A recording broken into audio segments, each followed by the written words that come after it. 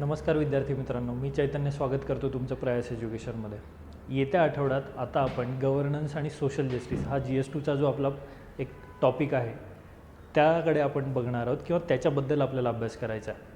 So त्याचा अभ्यास करत असताना कुठल्या कुठल्या गोष्टी लक्षात घ्यायच्या, सिलेबस कसा डिकोड करायचा, त्यातले कुठले पिन पॉईंट महत्त्वाचे आहेत आणि कशा प्रकारे क्वेश्चन्स विचारले जातात या सगळ्यांची चर्चा. तर मग आता आपण जर गव्हर्नन्स सोशल जस्टिसचा अभ्यास करणार आहोत तर त्याच्यासाठी असं स्पेशल काही एखादं रेफरन्स बुक, स्टँडर्ड बुक असं काही नाही आहे.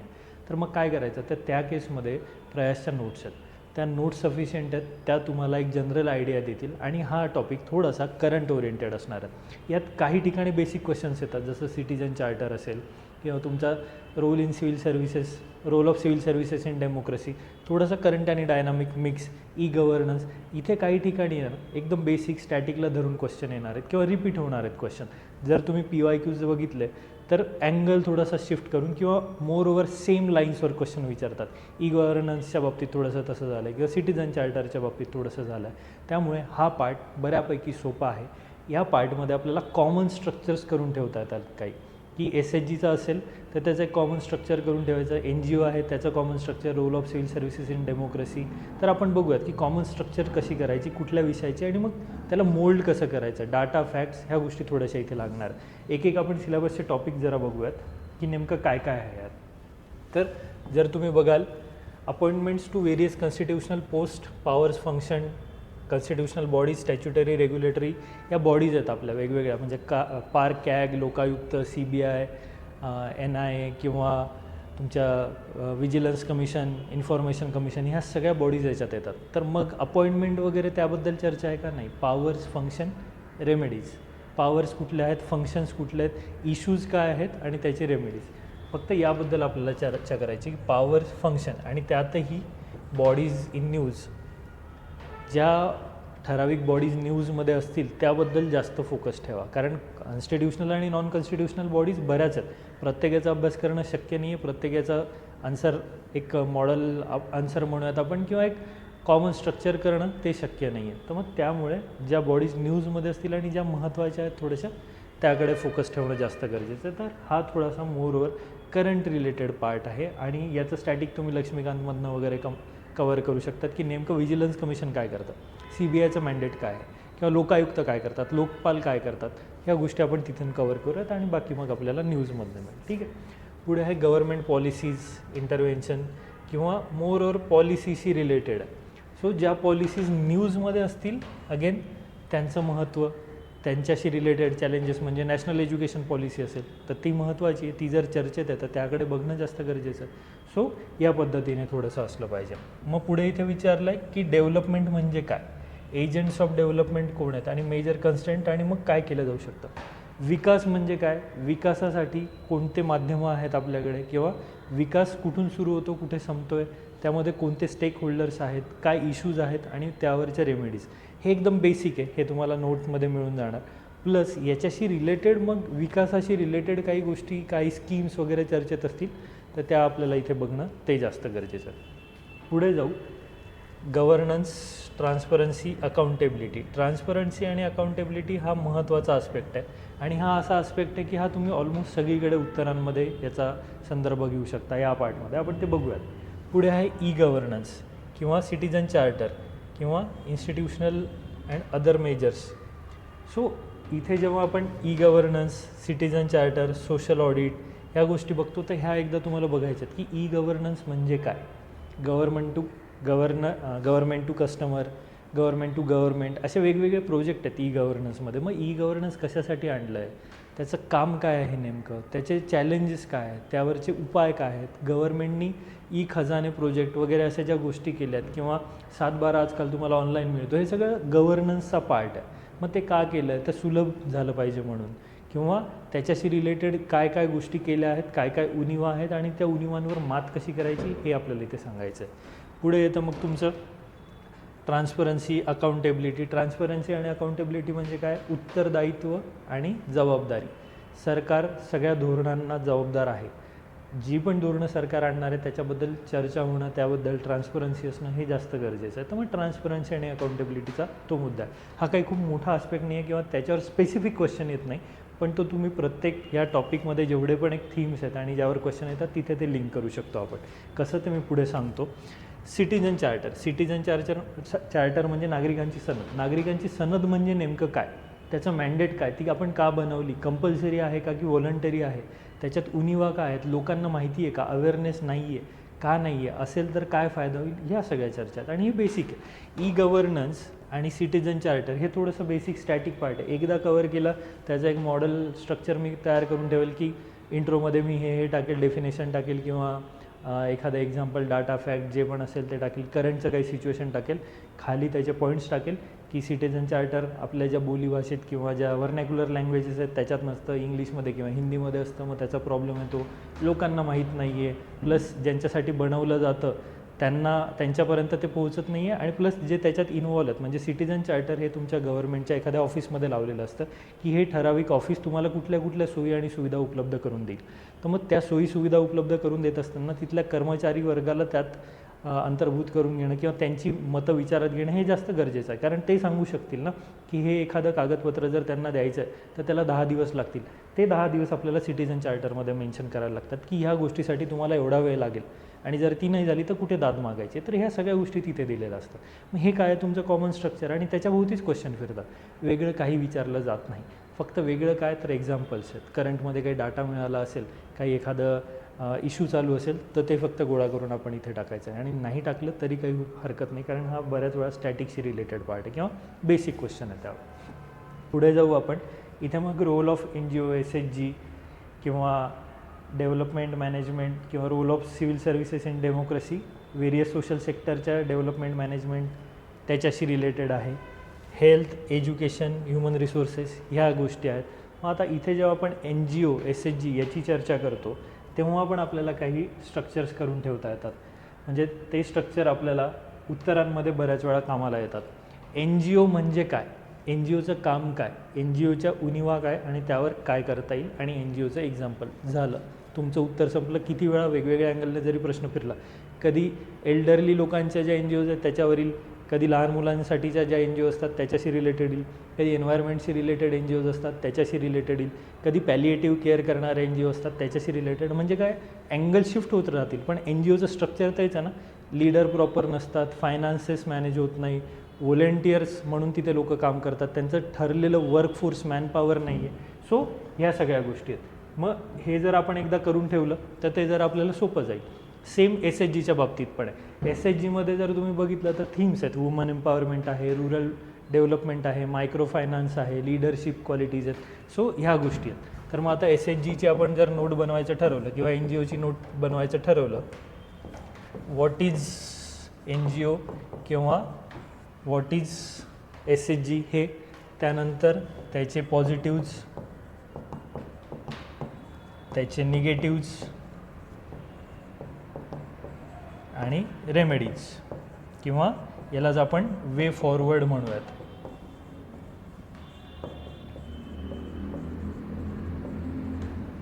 याला डाटा, फॅक्ट्स, एक्झाम्पल्स ह्या गोष्टी महत्त्वाच्या आहेत. हे एवढं स्ट्रक्चरिंग जर तुम्ही करून ठेवलं 4-4, 5-5 पॉईंट तर सफिशियंट आहे. हे एकदा झालं की तुमचं उत्तर तयार आहे. म्हणजे हा पार्टच तिथे संपतो आहे, बरोबर. सोबतच याच्यासोबतच आपण जे बघितलं, हेल्थ, एज्युकेशन, ह्युमन रिसोर्सेस हा पण पार्ट आहे. Health, education, human resources. आता इथे बरेचदा प्रायमरी हेल्थ किंवा प्रायमरी एज्युकेशन, सेकंडरी एज्युकेशन त्याच्याशी रिलेटेड असतं, किंवा गव्हर्नमेंटची एखादी स्कीम ह्युमन रिसोर्सेसला चांगली त्याचा वापर करून घेऊ शकते का, याबद्दल चर्चा असते. पण मग ह्याशी रिलेटेड जे पण इश्यूज आहेत ते ठराविक आहेत ना.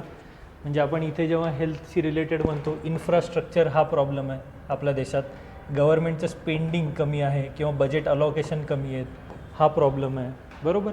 त्यानंतर जे एक आपण म्हणूयात एक्सपिरियन्स्ड किंवा टॅलेंटेड वर्कफोर्स जे पाहिजे, म्हणजे डॉक्टर्स असतील, नर्सेस असतील, ते नाही आहे. हे आपण म्हणूयात. त्यानंतर प्रायव्हेट हॉस्पिटल्स बरेच आहेत, त्यामुळे अफोर्डेबल नाही आहे. खर्च जास्त आहे तर आउट ऑफ पॉकेट एक्सपेंडिचर, म्हणजे माझा जो महिन्याचा खर्च आहे, मी कर भरतो आहे का तर सरकारी रुग्णालय चांगली झाली पाहिजे, पण मी कर भरून पण सरकारी रुग्णालय चांगली नाही, मी तिथे जात नाही आणि मला प्रायव्हेट हॉस्पिटलमध्ये जायला लागतं, तर माझा आउट ऑफ पॉकेट एक्सपेंडिचर वाढतं आहे. सो हा कन्सर्न. मग हे काय, तर हे जस्ट मी तुम्हाला नमुना दाखल दाखवतो की जेव्हा हेल्थ येईल ते असे पॉईंट आपण काढून ठेवू शकतो. हेच पॉईंट आपण मोल्ड करून लिहायचे. जेव्हा आपण डेली डिस्कशन घेऊयात ना वेगवेगळ्या क्वेश्चनचं, तिथे मी तुम्हाला दाखवेल की नेमके आपण जे पॉईंट तयार केलेले आहेत किंवा नोटमध्ये जे तुम्ही वाचलं आहे ते मोल्ड करून कसं लिहायचं. इथे फक्त तुम्हाला डाटा लागणार थोडासा, मग तो करंटमधला असेल तर कधी पण बेटर. एक्झाम्पल्स लागणार. हे लक्षात ठेवा की गव्हर्नन्स सोशल जस्टिसमध्ये डाटा आणि एक्झाम्पल्स हे महत्त्वाचं आहे. हे जेवढं असेल तेवढं तुमचं उत्तर बाकीच्यांपेक्षा वेगळं दिसणार. कारण जसं मी म्हटलं की बेसिक काहीतरी एक स्ट्रक्चर करून ठेवू शकतो, हे सगळ्यांनाच माहिती आहे, सगळीच लोकं ते स्ट्रक्चर करून ठेवणार आहेत. पण मग तुमचं उत्तर वेगळं का दिसेल तर डाटा आणि एक्झाम्पल्स.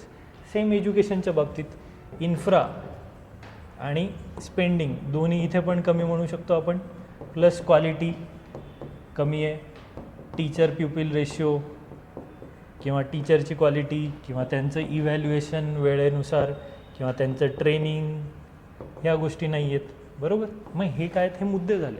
मग यावर काय करू शकतो, प्लस याच्याशी रिलेटेड कुठल्या स्कीम्स आल्यात का, हे पण थोडंसं लक्षात ठेवा.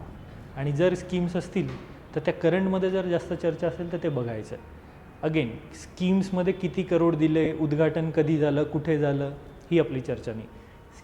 स्कीम आणली कशाला, म्हणजे नॅशनल एज्युकेशन पॉलिसी हे का आणलं, याआधी सर्व शिक्षा अभियान होतं, समग्र सर्व शिक्षा अभियान असं काय होतं, ते असताना पण NEP आणलं. किंवा आपण जेव्हा म्हणतो की फ्री अँड कंपल्सरी एज्युकेशन आहे, ते असताना पण NEP आपल्याला आणायला लागलं. मग आधी काय उणिवा होत्या, NEP आणल्यावर काय सुधारणा झाला, NEP येऊनसुद्धा काय उणिवा बाकी आहेत आणि मग त्यावर काय काम करू शकतो, हा एक मेजर कंटेक्स्ट आहे. सो या पद्धतीने हे करा. मग ह्युमन रिसोर्सेसच्या बाबतीत पण त्याचे काय पॉझिटिव्ह आहेत, आपल्या इथे जेव्हा आपण डेमोग्राफिक डिव्हिडंडची चर्चा करतो तर मग ते कसं वापरलं जाऊ शकतात ते, प्लस त्याच्या उणिवा काय. इथे अगेन आणखी एक मुद्दा की गव्हर्नमेंटनी काय एफर्ट घेतले पाहिजे, म्हणजे या पर्टिक्युलर याच्याशी रिलेटेड नाही, इन जनरल जेव्हा आपण गव्हर्नन्स सोशल जस्टिसची पण चर्चा करतो, दोन गोष्टी तुम्हाला कन्क्लुजनमध्ये किंवा वे फॉरवर्ड किंवा रेमेडीजमध्ये बोलायच्यात की गव्हर्नमेंटचे काय एफर्ट्स असले पाहिजे आणि ॲज अ सिटिझन तुम्ही काय केलं पाहिजे. म्हणजे जेव्हा अकाउंटेबिलिटी आणि रिस्पॉन्सिबिलिटी याची आपण चर्चा करतो त्यावेळेस आपण बरेचदा गव्हर्नमेंटला धारेवर धरतो की त्यांचं काम आहे, पण तुमचं पण काम आहे ना प्रश्न विचारणं. तेव्हा कुठेतरी अकाउंटेबिलिटी किंवा जबाबदारी आणि उत्तरदायित्व सुनिश्चित होणार आहे. सो गव्हर्नमेंट काय करू शकते आणि सिटिझन्सनी काय केलं पाहिजे, ह्या दोन्ही अँगलने जर तुमच्याकडे रेमेडीज वे फॉरवर्ड अवेलेबल असेल तर ते उत्तर आणखी तुमचं चांगलं होईल. प्रत्येक वेळेस सिटिझनचं लिहायची गरज नाही आहे, डिपेंड करतं की कंटेक्स्ट कसं आहे, पण आपल्याला आत्ता वेळ आहे, आपण ह्या गोष्टी तयार करून ठेवूया. ठीक आहे. सो या पद्धतीने थोडंसं असेल. पुढे जाताना दुसरे जे पॉईंट्स आहेत, वल्नरेबल सेक्शन्स. वल्नरेबल सेक्शन्समध्ये तुमचे woman, children, elderly, physically challenge, SC, STज, मायनॉरिटीज, ट्रान्सजेंडर हे येतात. त्यानंतर हंगर, पॉवर्टी हे येतात. मग आता इथे जसं मी तुम्हाला हेल्थ, एज्युकेशन आणि ह्युमन रिसोर्सेस याबद्दलच्या गोष्टी सांगितल्या, सेम इथे पण आहे की फिजिकली चॅलेंज्ड किंवा SCज किंवा STज किंवा मायनॉरिटीज, वुमन, चिल्ड्रन याच्याशी रिलेटेड काय इश्यूज आहेत, इश्यूज, त्यावरचे रेमेडीज किंवा ॲडव्हान्टेजेस, डाटा, फॅक्ट्स, एक्झाम्पल, संपलं. गव्हर्नन्स सोशल जस्टिस संपलं. एवढं लक्षात ठेवायचं. तुम्ही म्हणाल की स्कीमवर प्रश्न येतात, बरेचदा स्कीमवर प्रश्न किंवा एखाद्या ॲक्टवर प्रश्न येतात. वक्फ बोर्डचं जे बिल आत्ता पास झालं त्याच्याशी रिलेटेड एखादा क्वेश्चन येऊ शकतो. डिसेबिलिटीज ॲक्ट, इथे फिजिकली चॅलेंज्ड आपण म्हटलं आहे, आपला सिलेबसचा टॉपिक आहे. फिजिकली चॅलेंज लोकांसाठी डिसेबिलिटीज ॲक्ट आली आणि त्या ॲक्टवर 2 वेळा प्रश्न. पण मग ॲक्ट काय हा प्रश्न नाही आहे. जनरल त्यांनी विचारलं की ॲक्ट आणूनसुद्धा त्या फिजिकली चॅलेंज किंवा दिव्यांग आपण ज्यांना म्हणतो त्यांच्या कंडिशनमध्ये सुधारणा होत नाही आहे, तर मग आणखी काय करणं अपेक्षित आहे किंवा मग समाजाचा माइंडसेट बदलण्यासाठी तुम्ही काय करू शकता, ह्या अँगलने प्रश्न असतात. सो हे थोडंसं असेल. अगेन आता जेव्हा आपण MPSCसाठी विचार करतो आहे, स्टॅटिक गोष्टी आहेत. स्टॅटिक गोष्टी आपल्याला माहिती आहेत की डिसेबिलिटीज ॲक्ट कशासाठी आली आणि त्याचं मॅन्डेट काय, पण त्याच्या पुढे जाऊन जेव्हा चर्चा करायची आहे ती या पद्धतीने असली पाहिजे. SCs आणि STs मायनॉरिटीज याच्यासाठी जे कमिशन्स असतात वेगवेगळे त्याच्याकडे लक्ष द्या की SC national commission for SCs, national commission for STs, national commission for backward classes याच्याशी रिलेटेड प्रश्न आलेत की त्यांचं फंक्शनिंग कसं आहे. नॅशनल ह्युमन राईट्स कमिशन जसं कॉन्स्टिट्युशनल अनकॉन्स्टिट्युशनल बॉडीजमध्ये पण आहे, मग यांचे फंक्शन्स काय आहेत, काय इश्यूज आहेत आणि त्यावर काय काम करू शकतो या पद्धतीने. प्लस इथे SCचे काय इश्यूज आहेत, STचे काय इश्यूज आहेत, मायनॉरिटीजचे काय इश्यूज आहेत, मग त्याच्याशी रिलेटेड काही स्कीम्स गव्हर्नमेंटने आणल्या आहेत का, गव्हर्नमेंट काय पावलं उचलतं आहे त्यासाठी किंवा त्यांच्या वेलफेअरसाठी, हे आपल्याला कंपाईल करून ठेवायचं आहे. ह्या कंपाईल केलेल्या गोष्टी तुम्ही स्कीम्समध्ये पण ॲड करू शकतात, एक्झाम्पल म्हणून पण देऊ शकतात आणि त्या एकाच स्ट्रक्चरला आपण वेगवेगळ्या पद्धतीने मोल्ड करू शकतो. बस आपल्याला एवढंच करायचं आहे आणि या पद्धतीने आपल्याला तो जो आपला सिलेबसचा पार्ट आहे तो कवर करायचा आहे. मी जसं म्हटलं की इथे तुम्हाला डिटेलमध्ये दिलेलं आहे की NGOजचं तुम्हाला काय वाचायचं आहे, SHGचं तुम्हाला काय वाचायचं आहे किंवा ह्या ज्या हे जे आपले वल्नरेबल सेक्शन्स आहेत त्याच्याशी रिलेटेड काय गोष्टी वाचायच्या. तुम्ही जेव्हा नोट रेफर कराल तिथे तुम्हाला कळेल की नेमकं स्ट्रक्चर कसं आहे. जसं मी तुम्हाला आत्ता दाखवलं की स्ट्रक्चर नेहमी हेच राहणार आहे. सॉरी, काय आहे, पॉझिटिव्ज काय आहेत, निगेटिव्ज काय आहेत, त्याच्यावरच्या रेमेडीज काय आहेत, हे आपल्याला लक्षात ठेवायचं आहे आणि त्यासाठी आपल्याला डाटा, फॅक्ट्स, एक्झाम्पल हे लागणार आहे. सो आय होप की पिक्चर तुम्हाला बऱ्यापैकी क्लिअर झालं आहे. गव्हर्नन्स, सोशल जस्टिस आणि IR हा सगळ्यात सोपा पार्ट आहे. गव्हर्नन्स, सोशल जस्टिसपेक्षा पण IR बऱ्यापैकी सोपा आणि इंटरेस्टिंग आहे. इथे तरी आपल्याला थोडा विचार करायला लागतो की बऱ्याच वेळा मोल्ड कसं करायचं. IRमध्ये जे क्वेश्चन्स असतात ते बऱ्याच वेळा आपण एक्सपेक्ट करू शकतो ओके IRमध्ये हे झालं, हे महत्त्वाचं आहे आणि त्याच्याशी रिलेटेड चर्चा वाचायला आपल्याला इंटरेस्ट येतो. इथे थोडंसं रटाळवाणं वाटू शकतं कदाचित, पण मग मी जसं म्हटलं की एकदा तुम्ही जर ते कॉमन स्ट्रक्चर करून ठेवलं जसं ह्या पर्टिक्युलर क्वेश्चनमध्ये मी तुम्हाला दाखवलं आहे तर आपण त्याचं व्यवस्थित वापर करून उत्तरं मोल्ड करू शकतो. म्हणजे आता एक आणखी उदाहरण मी तुम्हाला दाखवतो की SHG आहे. SHGशी रिलेटेड डाटा तुम्हाला आपल्या इकॉनॉमिक सर्वेमधनं मिळेल की SHGमुळे काय झालं आहे, किती फायनान्स मोबिलाइज झालं आहे, किती फॅमिलीजला त्याची मदत झाली आहे, देशात किती आपल्या SHGs आत्ता सध्या काम करत आहेत ते. त्यानंतर एक्झाम्पल्स हे काढून ठेवायचं. तर केरळामध्ये कुदुंबश्री नावाची SHG आहे, ही बरेच वर्षांपासून काम करते. त्याचं एक्झाम्पलला तुम्ही देऊ शकतात की हे खूप चांगलं एक्झाम्पल आहे. आत्ताच रिसेंटली मला वाटतं त्यांना 25 की 26 वर्ष कंप्लीट झाले असं काही आहे. सो या पद्धतीने एक्झाम्पल्स दिले पाहिजे. त्यानंतर हा डाटाचा पार्ट झाला तुमचा इंट्रोचा पार्ट. जनरल SHG काय आहे हे लिहायचं असेल तर ॲव्हरेज इंट्रो इथे पण असणार आहे की व्हॉट इज SHG. आता SHGs काय करतात, मायक्रो फायनान्स करतात, वुमन एम्पॉवरमेंटसाठी मदत करतात, लीडरशिप उभी करण्यात मदत करतात किंवा रुरल डेव्हलपमेंट करतायत, पॉवर्टी एलिव्हेशन ते करतायत. त्यानंतर एक कॉमन प्लॅटफॉर्म देत आहेत कोणाला, SHG मेंबरला, की जिथे ते स्वतःचे इश्यूज किंवा गावाचे किंवा ज्या एरियात ते राहत आहेत त्यांचे इश्यूज डिस्कस करू शकतील. ह्या गोष्टी सगळ्या तिथे होतात. मग हे जे पॉईंट आहेत, उद्या समजा मायक्रो फायनान्सशी रिलेटेड क्वेश्चन आला तर वुमन एम्पॉवरमेंटचा पॉईंट मोल्ड करून मी लिहू शकतो ना की पैसा स्त्रियांच्या हातात जातो त्याच्यामुळे ते एम्पॉवर्ड फील करतात, त्याच्याचमुळे कुठेतरी रुरल डेव्हलपमेंट होते मायक्रो फायनान्समुळे, त्याच्याचमुळे कुठेतरी पॉवर्टी एलिव्हेशन होतं. बरोबर.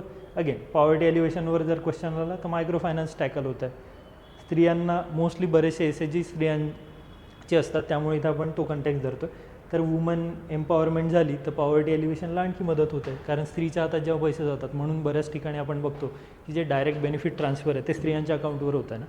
सो या पद्धतीने म्हणजे सांगायचा मुद्दा हा की 6, 7, 8, 10 जे पण पॉईंट्स असतील ते फक्त मी मोल्ड करून लिहेल. आपलं होतं काय, आपण वाचतो आणि आपण जसंच्या तसं लिहून येतो. तुम्ही जे लिहितायत ते पॉईंट बरोबर असतात पण त्याला मोल्ड करणं, थोडीशी भाषा स्विच करणं हे जास्त गरजेचं आहे. ह्या आपल्या गव्हर्नन्स सोशल जस्टिसमध्ये तुमचं वाचून समजून एक स्ट्रक्चर रेडी करायला तुम्हाला जास्त वेळ लागणार नाही, पण तुम्हाला मोल्ड कसं करायचं ना हे शिकायला थोडासा वेळ लागेल. त्यासाठी प्रॅक्टिस करणं गरजेचं आहे. सो येत्या आठवड्यात डेली जे 3 क्वेश्चन दिले जातील ना त्याची व्यवस्थित प्रॅक्टिस करा जेणेकरून तुम्हाला संडेच्या टेस्टला जड जाणार नाही. आणि मी ही गॅरंटी देतो की हा आठवडाभर जर तुम्ही ह्या गोष्टी नीट वाचल्या, मी जेवढं आत्ता ह्या सेशनमध्ये तुम्हाला सांगितलं हे नीट जर फॉलो केलं तर गव्हर्नन्स सोशल जस्टिस तुम्ही डिरेक्टली पुढच्या वर्षी जेव्हा मेन्सला जाल किंवा यावर्षी जेव्हा मेन्सला जाल तेव्हा जरी बघितलं तरी त्याचा अभ्यास होणार आहे. त्यासाठी वेगळे एफर्ट घ्यायची गरज नाही, हे एवढं लक्षात ठेवा. ठीक आहे. आय होप पिक्चर क्लिअर झालं आहे. बरेचसे छोटे छोटे पॉईंट्स आहेत सब टॉपिकमध्ये किंवा टॉपिकमध्ये, ते मी सगळे डिस्कस करणार नाही. मला एक जस्ट तुम्हाला ओव्हरऑल अप्रोच किंवा एक हे सांगायचं होतं की कसं टॅकल करायचं आहे याला किंवा स्ट्रॅटेजी काय असली पाहिजे. करंटमध्ये ज्या चर्चा चालल्यात स्कीम्सशी रिलेटेड, पॉलिसीजशी रिलेटेड, काही डाटा फॅक्ट्स असतील किंवा आपले जे हे टॉपिक आहेत citizen charter, e governance, role of civil services in democracy किंवा SHGs NGO याच्याशी रिलेटेड जी चर्चा असेल ती बघत चला. काही तुम्हाला नवीन अँगल सापडतो तो मेन्शन करत चला. ठीक आहे. सो या पद्धतीने आहे. मग आता इथे थोडासा role of civil services in democracy हा पण तुमचा टॉपिक होता. मग सिव्हिल सर्वंट्स नेमकं काय करतात डेमोक्रेसीसाठी, प्लस आत्ताच्या स्ट्रक्चरमध्ये काय प्रॉब्लेम आहेत, त्याच्यावर काय सुधारणा करू शकतो, त्या सुधारणा करण्यात अडथळे काय आहेत आणि ते अडथळे दूर कसे करायचे, त्याच्याशी रिलेटेड कुठल्या कमिशननी काही सांगितलं आहे का, हा सगळा कंटेक्स्ट असतो. आणि हे जेव्हा आपण ध्यानात घेतो की प्रत्येक पॉईंटला जे फाटे फुटत आहेत ते फाटे फक्त आपल्याला व्यवस्थित करायचे आहेत आणि तेच आपलं स्ट्रक्चर. ठीक आहे. सो आय होप की जेवढं आपण इथे डिस्कस केलं आहे यानुसार तुम्हाला गव्हर्नन्स सोशल जस्टिसचा एक अंदाजा आला असेल. बाकी आपण डेली डिस्कशनमध्ये गोष्टी कवर करू, तिथे एक्झाम्पल्स थ्रू किंवा क्वेश्चन थ्रूच मी काही गोष्टी तुम्हाला सांगेल. सो आत्ता आपण थांबूयात. थँक्यू. बाय.